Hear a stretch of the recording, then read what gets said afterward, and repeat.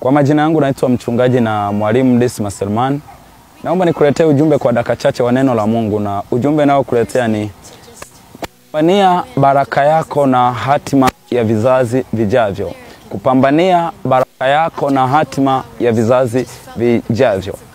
Kwenye haya maisha kuna aina ya baraka hutaipata kwa sababu kuna mtu amekutamkia kwamba Mungu akubariki.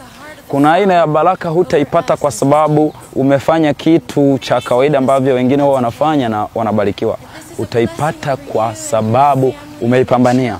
Sasa hii baraka ya kupambania huwa inakuja moja kwa moja kwenye maisha yako, lakini namba mbili huwa inagusa vizazi vijavyo, na huwa inagusa na inaamua hatima ya vizazi vijavyo.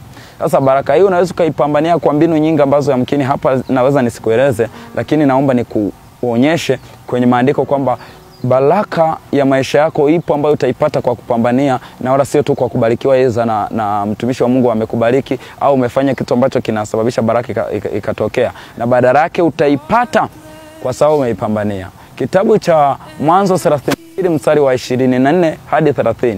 Kitabu cha Mwanzo sura ya 32 mstari wa 24 hadi 30 ni habari za Yakobo, mjukuu wa mjukuu wa Ibrahim. Mwanzo 32 mstari wa 24 hadi 30 ni habari ambazo zinamzungumzia mjukuu wa Ibrahim, kwa sababu alikuwepo Ibrahim, Isaka na Yakobo. Kwa hiyo Yakobo yeye alikuwa ni mjukuu wa Ibrahim. Sasa Ibrahim alikuwa ni mtu ambaye amebarikiwa na Mungu. Ukisoma Mwanzo sura ya 12 mstari wa kuanzia wa kwanza inazungumza namna ambavyo Mungu alikuwa amembariki, lakini Mwanzo 13 mstari wa 2 hadi wa 3 inazungumza kwamba Ibrahim alikuwa ni tajiri sana, mtu aliyebarikiwa na Mungu, akawa tajiri kwenye fedha, mifugo na hata na mali. Pamoja na kwamba alikuwa amebarikiwa na Isaka, naye tunakuja kusoma habari zake kwenye Mwanzo 26 mstari wa 12 na 13 kwamba alikuwa ni mtu ambaye anatembea kwenye baraka kiasi ambacho akipanda kijiko kimoja cha mbegu anavuna magunia 100. Kwenye kila kipimo kimoja yeye alikuwa anavuna 100. Alikuwa na neema hiyo, alikuwa na mafanikio hayo. Pamoja na kwamba Yakobo alikuwa yuko kwenye uzao wa baraka, alikuwa yuko kwenye lineage ya baraka, baraka ambazo zilikuwa zimetamkwa na Mungu kwenye uzao wa Ibrahim kama agano. Pamoja na hivyo maandiko yanasema kwenye Mwanzo 32 mstari wa 24 hadi 30 ya kwamba Yakobo akakaa peke yake na mtu mmoja kashindana naye mwereka hata alfajiri. Naye alipoona ya kuwa hamshindi, alimgusa panapo uvungu wa paja lake, ukateguka uvungu wa paja la Yakobo alipokuwa akishindana naye. Akasema, niache niende, maana kuna pambazuka.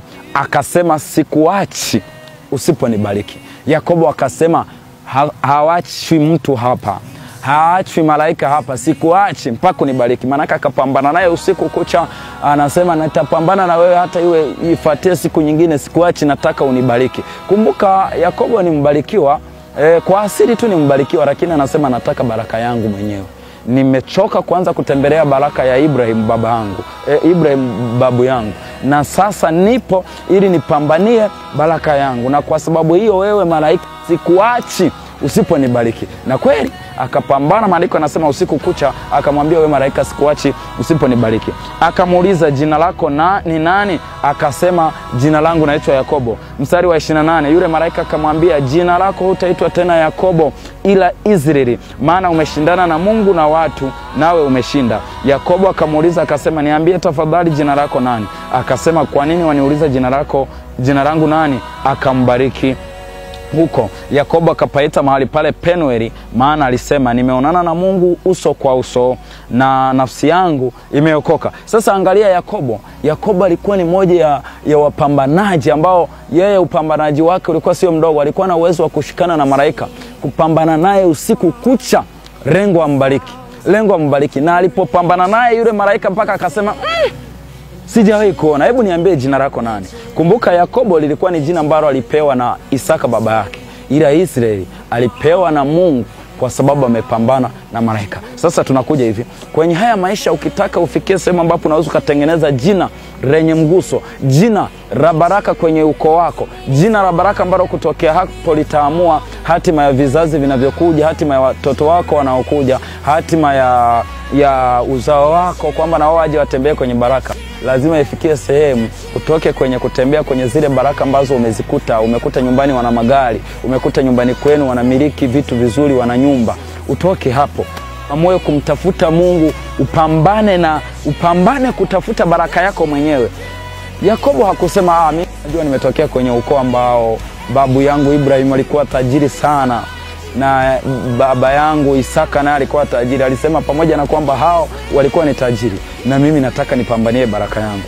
Baraka aliyokuwa nayo Ibrahimu mimi ilinipa jina la Yakobo, lakini baraka ya kupambania mimi inaweza kanipa jina lingine. Akapewa jina linaitwa Israeli.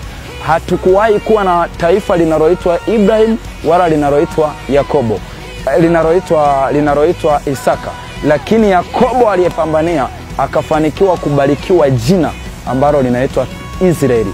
Taifa la Israeli limekuwepo kwa sababu kuna mtu mmoja alipambania baraka inayoamua mpaka leo. Taifa la Israeli pamoja na vita, pamoja na jangwa, leo hii ni taifa ambalo limebariki, linashinda, linapata wasaidizi. Hata wakati wa vita lenyewe linashinda, wahi kushinda mpaka vita ya siku 6. Kwa sababu hiyo baraka kuna mtu mmoja alipambania, na alipoipambania taifa likaitwa kwa jina lake kwamba ni taifa la Israeli. Unatamani kufika sehemu ambapo utakuwa ni mtu mwenye mguso.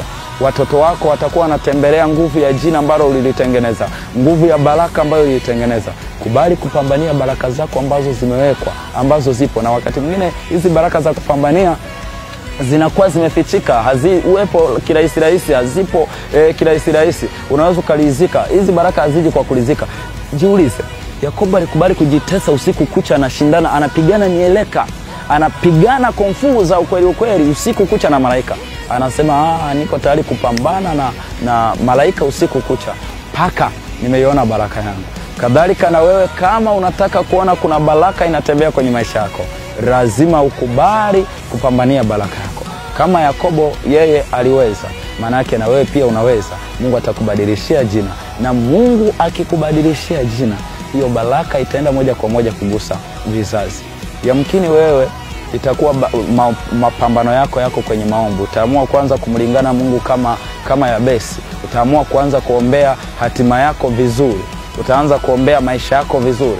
Ukifanya hivyo, hiyo baraka utakayoipata kwa njia ya maombi, yamkini wewe itakugharimu kutoa sadaka sana, itakugharimu kujibarikia sana, itakugharimu kufanya vitu vizuri zaidi ambavyo vitaachilia baraka. Kuna baraka zingine ambazo utazipata kwa sababu umefanya kitu kizuri cha kiutoaji kwenye ufalme wa Mungu au kwenye maisha ya mtu, na hiyo baraka itaenda.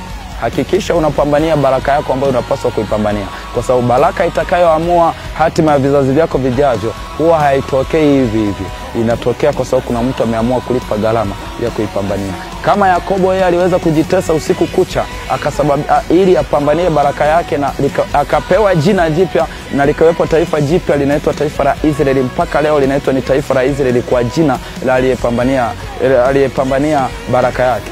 Na wewe hebu amua kuwa Yakobo wa kizazi hiki, ambayo utapambana, utaacha baraka ambayo itaishi na itakayoamua vizazi hata vizazi. Mungu akubariki sana. Naitwa mchungaji na mwalimu Dismas Herman. Asante.